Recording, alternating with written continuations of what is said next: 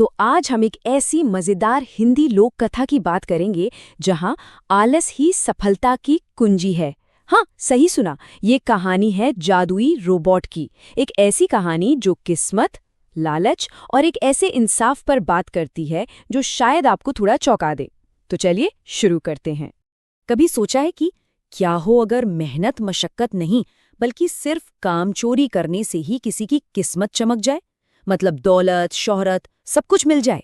सुनने में अजीब लगता है ना, पर यही वो सवाल है जो इस पूरी कहानी का दिल है और यही इसे इतना अनोखा बनाता है।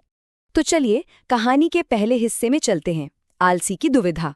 अब सवाल ये है कि इस कहानी का हीरो कौन है? वो एक ऐसा आदमी है जिसकी पहचान ही उसका आलस है। और मजे की बात यह है कि यही आलस उसे एक ऐसे सफर पर ले जाता है जिसके बारे में उसने कभी कभी सोचा भी नहीं होगा। तो मिलिए झपट्टा से। नाम से ही अंदाजा लग गया होगा, है ना? काम वाम करना तो जैसे उसकी आदत में ही नहीं था। हाँ, बातें बड़ी बड़ी करता था, लेकिन उसके इस आलस की असली कीमत वो उसका परिवार चुका रहा था, जो अक्सर बेचारा भूखा ही सो जाता था। और फिर एक दिन उसकी पत्नी सोनमती का सब्र का बांध टूट ही गया। उसने झपट्टा को साफ साफ कह दिया, जब तक कमाकर नहीं लाओगे घर में घुसने नहीं दूंगी। और बस उसे घर से बाहर निकाल दिया। कह सकते हैं कि कहानी का असली ट्विस्ट यहीं से शुरू होता है। अब बेचारा झपट्टा जेब में सिर्फ 4 सूखी रोटियां थीं और काम की तलाश में निकल पड़ा। लेकिन भाई उसके जैसे कामचोर को काम देता भी कौन? पूरा दिन इधर उधर भटकने के बाद जब वो थक कर चूर हो गया तो उसने एक सुनसान और कहते हैं भूते खंडहर में रात बिताने का फैसला किया। और यहीं से, इसी भूते खंडहर से कहानी में एक जादुई मोड़ आता है। झपट्टा की किस्मत एक बहुत बड़ी और मजेदार गलतफहमी की वजह से हमेशा हमेशा के लिए बदलने वाली थी। अब भूख से तो उसका बुरा हाल था, तो झपट्टा जोर जोर से खुद से ही बात करने लगा। उसे समझ नहीं आ रहा था कि अपनी उन 4 रोटियों का क्या करे। तो उसने ऊंची आवाज में पूछा, हे खंडहर देव, 1 रोटी खाऊं या 2 या 3 या चारों ही खा जाऊं? उसे क्या पता था कि उसकी आवाज खंडहर के अंदर कोई और भी सुन रहा है। और यहीं पर होती है वो कमाल की गलतफहमी। खंडहर के अंदर छिपी थीं 4 भूतनियां। उन्होंने झपट्टा की बात सुनी और बेचारी बुरी तरह डर गईं। उन्हें लगा कि कोई बहुत ही खतरनाक राक्षस आ गया है जो उन्हें यानी उन चारों को खाने की बात कर रहा है। ये नहीं समझा कि एक भूखा आदमी अपनी रोटियों की बात कर रहा था।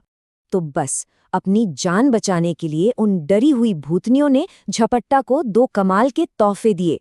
पहला, एक जादुई कटोरा जो बस हुक्म देने पर कोई भी खाना बना सकता था, और दूसरा एक लकड़ी की कठपुतली जो एक रोबोट की तरह कोई भी काम कर सकती थी, कोई भी हुक्म मान सकती थी।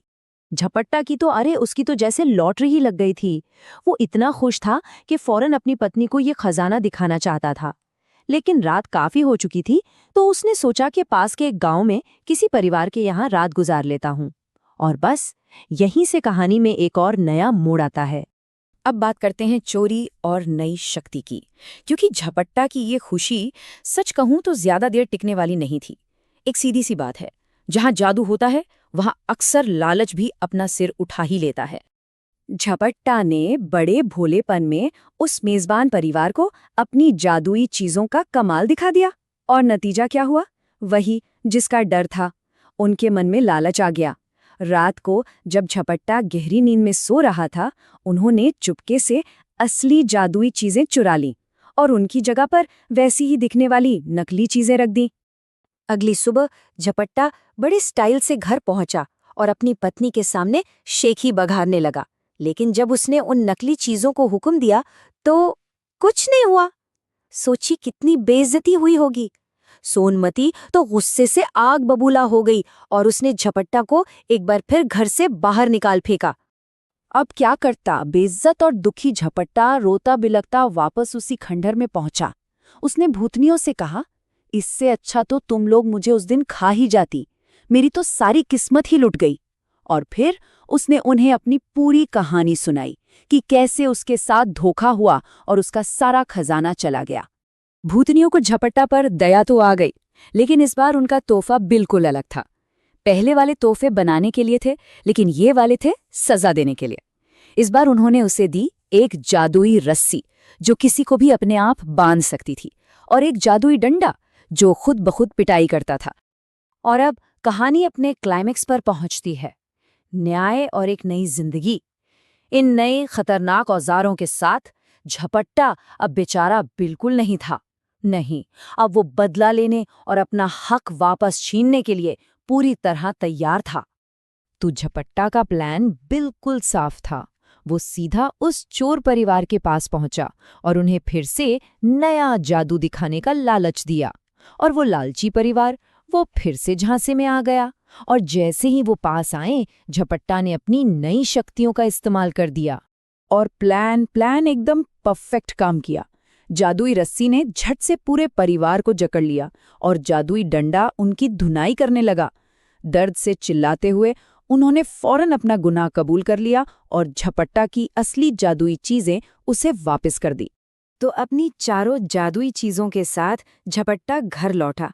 उसे लगा कि अब तो सब ठीक हो जाएगा, लेकिन ऐसा हुआ नहीं। उसे देखते ही कई दिनों से भूखी सोनमती का गुस्सा, और ये जायज गुस्सा था, 7वें आसमान पर पहुंच गया। उसने झपट्टा के मुंह पर दरवाजा बंद कर दिया।